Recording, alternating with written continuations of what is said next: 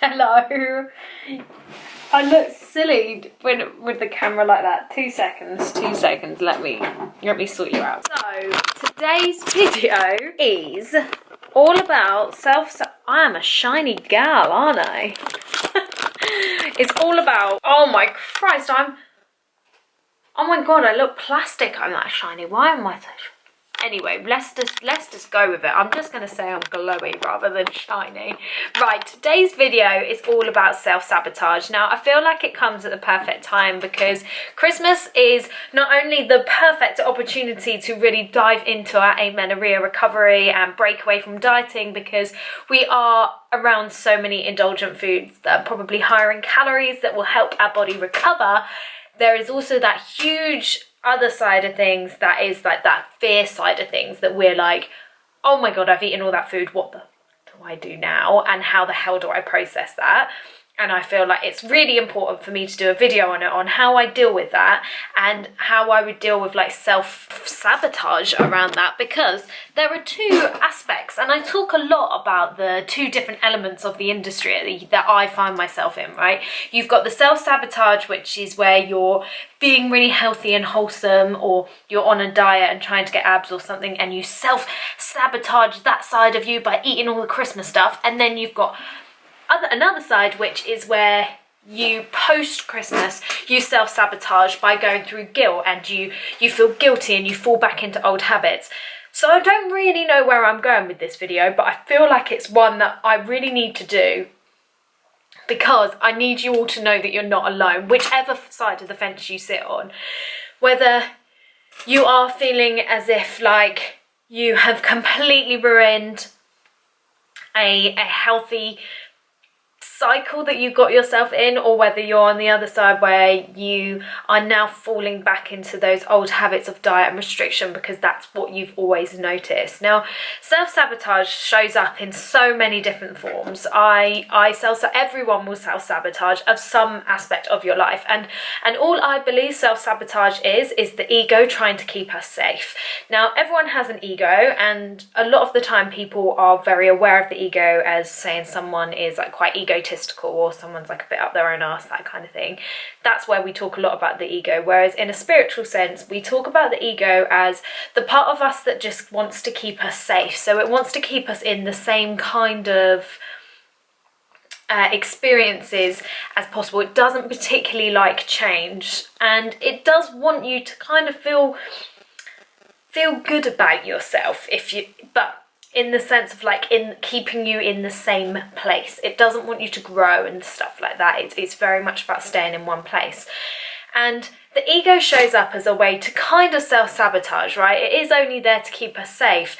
But the thing is growth comes from being in all of these really difficult situations. So if you're finding that around Christmas, it is still quite a triggering time for you, and you find that you will allow yourself to indulge, and you will allow yourself to have all those Christmas things, but that doesn't necessarily mean that the thoughts go away. It doesn't necessarily mean that you're sat there thinking, oh my God, I've just had all of those calories. Oh my God, now I've got to go for a run. When am I going to fit a run in over Christmas?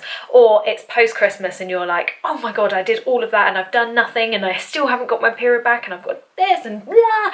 That self-sabotage is then when we allow those thoughts to kind of take over and develop into something that means we go back. Now, my first tip of that is the awareness, is making sure, I feel like I'm so close to this camera, it feels weird. But my first thing would be to make sure, and what is wrong with this lighting? It's because it's dark outside and I've got a pink light, and we're just going to have to go with it, all right?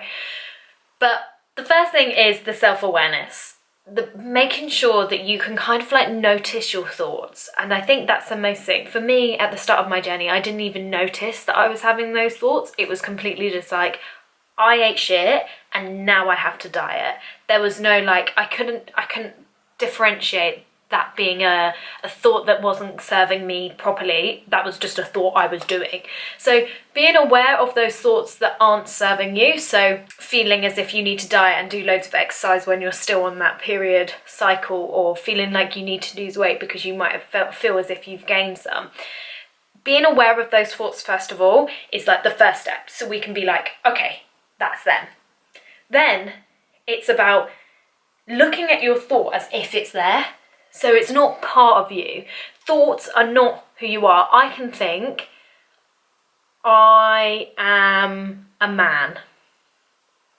I'm not, but I might think it, but that doesn't mean I am, right? I don't know if that's a really shit example, but what I'm trying to say is you are not your thoughts. So whatever goes on in your head doesn't actually, that is not who you are. So, okay, a good one, right?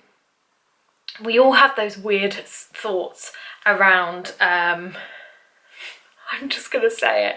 I've definitely thought in my head when my brothers wound me up that I would love to kill my brother.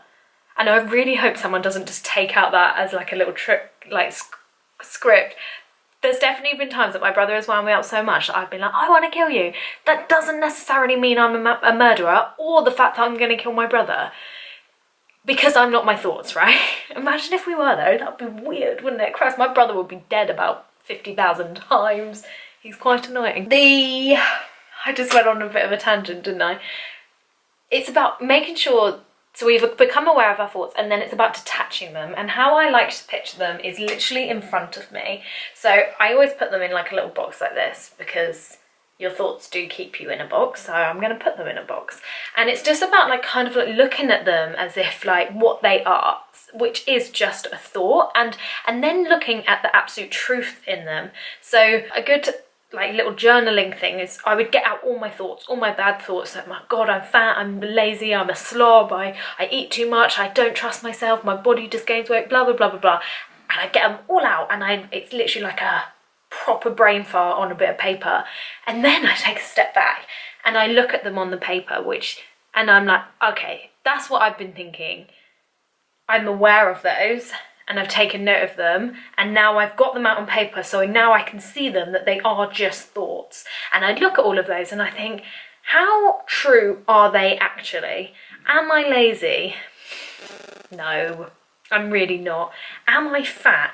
Define fat, and then also like, is fat just a factual thing? Because if so, then yes, I do have fat. Everyone has fat. For women, it's a vital thing. And it's just about like working through those thoughts. And then the final thing, which is the best thing, is to flip them into the thoughts that I would like to have. And the thoughts around everything that I have just experienced over Christmas or something that really, really means something to me. So yes, I might have overindulged, or I might have allowed myself the freedom to eat the food, and how amazing did that taste? Because for years I never allowed myself. So I'd write that down, like, wow, I had 5 mince pies in one day because I'd never have allowed myself, and that freedom feels so amazing. And then you dive into that, like, it felt great to taste it. It felt so good to enjoy it without feeling so guilty and horrible about myself. And then it was like, oh my God, obviously I appreciate this time of this Christmas is slightly different. We're not able to get together with loads of people, but it might be like, I loved sharing a chocolate with my nephew or something like that. I'm saying that as an example because my nephew is nearly a year old, and I feel like that is just, I don't know why I would feel like that's something that might happen. But it's about like diving in and actually looking across Christmas and being like, what were the things you actually really loved?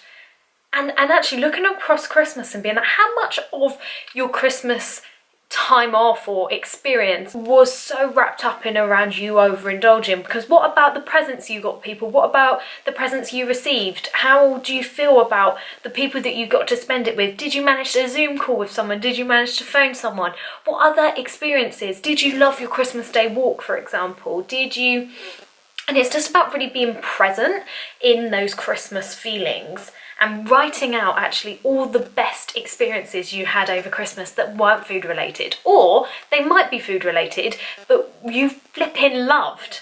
So like, for me, I'm a huge fan, I just dribbled, huge fan of Christmas cake. Vegan Christmas cake, come at me. That is going in the good vibes, because I won't lie, I've been a little bit scared about this Christmas that I can't have any of the celebrations and the heroes because I'm vegan. So I was a little bit worried, and I was actually a little bit worried that I was gonna kind of like go into that restriction mentality. But good thing is, I know that I'm vegan for other reasons other than being restrictive, and I just bought a shit ton of vegan chocolate, and it tastes great now. That's another pro of all the food.